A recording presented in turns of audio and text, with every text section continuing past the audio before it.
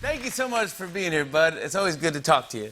I wanted to say, before we even get into the interview, how great you were on. I watched the Mike Tyson Triller boxing, the match where you were there. You were a commentator, but you also performed, and you stole the show for me, dude. You were unbelievable. Everything I top had a notch. great time too, Jimmy. It was a great night. Yeah. It was a coming out night for me. Basically, a lot of people knew that I was doing that, but to be on that stage and to be able to pull it off in front of the whole world, now we're doing one on April 17th, which is the follow-up fight. It's very well produced. We got a lot of great acts performing, big fights that night. So April 17th, we're doing it again. Yeah, I want to talk to you about that. First, also, I want to give you props on your jacket. That's Doggy Style. That's your first record. Yeah, this is the jacket that's on the Snooper Market right now. If y'all want to go to snoopermarket.com, y'all can pick up one. You understand me? Doggy style. Be That's my with you. that's my homepage. Yeah, Snooper Market, baby. Come get you Snooper some. Market. I use that more than Google, man. You worked with so many great artists throughout your career.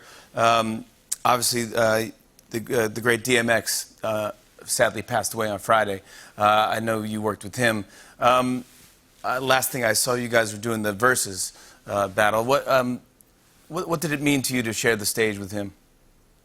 It meant the world because it gave the world a chance to see two dogs that naturally loved each other, celebrating each other in the name of hip hop. You've seen a lot of, interaction between me and him engaging in our songs. You've seen a lot of conversations and a lot of love, and we had God in the building with us that night, and that makes me feel good about DMX's transition to know that he's off to a better place and he's finally got his angel wings. Yeah. When did you first meet him? Do you remember? At a concert at Javarga Square, I think it was like 94. Yeah. And then we went back to the studio after that. But that was the first time I actually met DMX. And what comes to mind when you think about that night? He brought up a story that was so deep and instrumental to our relationship. He was like, when he first met me, I was like away from him. And he was saying, "What's happening? What's up?" And I was like, "Get at me, dog." And he was like, "I took that and I made that into my song, Get at Me, dog.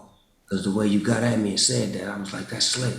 So that night inspired him to create that song, Get at Me, dog, which was one of his, biggest hood records that he put out. Oh my gosh. I appreciate you talking to us about this. I know it just happened, so thank you very much for doing that. And we're going to miss him. It's hip hop, Jimmy. It's what we do. We keep hip hop alive. The legends never die. Their souls will continue to, bless the world. And he was a great, spirit to the world. He always looked out for everybody. He always prayed for everybody. So now we can finally say that he got his angel wings and he's off to a better place. That's what I'm talking about. Thanks, bro. Something I've always loved about you is not only your work as a great hip-hop legend, but you're also as a businessman. You've always working on something brand new. I want to say probably twice a year I get a nice gift from you, and I appreciate it. I think the last thing I received was a juice-flavored gin with beautiful cups. Of course, gin and juice, you got to do that. Yeah, Indigo Gin, that's my company, Indigo Gin. You now started a boxing league with Triller called Fight Club. And this Saturday, big fight. What is the fight happening on Saturday? Jake Paul versus Ben Askren. This is going to be a great fight because there's been a lot of conversation between the two. Jake is a YouTube star, but he's a great fighter, and Ben is a former UFC champ. So it's a lot of, bad blood between these two, and they're going to get in the ring and get it on. And this Fight Club is about that. It's about people who really want to get down and, have a great fight and not have to wait for certain rules and regulations, but just to get in where they fit in and fight it out. So we put that together because we felt like the world needed that. We also got another fight on there that's called Gloves Up, Guns Down. And it's two fighters that are from a neighborhood, two different neighborhoods, and they finally came to an agreement to have a fight instead of shooting each other. So we're putting that on the plate too, as far as giving opportunity to those who want to settle their differences other than, a violent way, but a legal fighting way. I love that. I think that's great.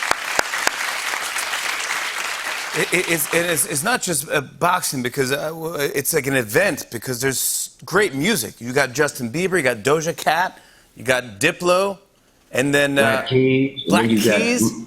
Then you got Mount Westmore, my group, which is me, Ice Cube, Too Short, and E40.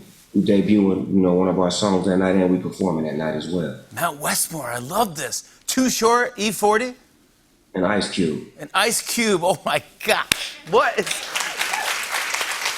Oh, I should tell for everyone to get more information on upcoming fights, go to TrillerFightClub.com. Next week, we get more Snoop Dogg because you're this season's mega mentor on The Voice. Now, this is Yeah, they fun. let me on The Voice. Hey, Jimmy, they let me on The Voice. Can you believe that? Oh, I can't. I won't believe it till I see it. But Hey, I had a good time, too. I had a great time with the artists, with the coaches. It was a great experience. It was really motivating for them and me as well, because I learned a little bit, and I'm pretty sure they learned a little bit from me. It was a great scenario, a great situation, because I was able to, tap into certain genres of music that I actually really love and know about and, give some critiquing. Yeah, I like that Blake Shelton, in the clip I saw, he was like, he didn't know that you knew that much about country music, and you were like, oh, no. I know. Man, I'm dipped and whipped in that country sauce. You understand me? From Johnny Cash on down. You know what I mean?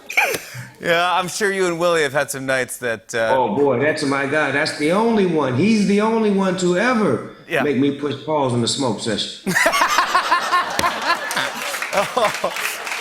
Wow. Well, I want to show a clip. Here's Snoop Dogg on The Voice. Take a look at this, everybody. When I look at you, I do not know that you could project all of that. I know that little bitty thing. And you come up here and then when the mic is on, you like gigantic. Thank you. And you know how to hold them notes too. Thank you. Girl.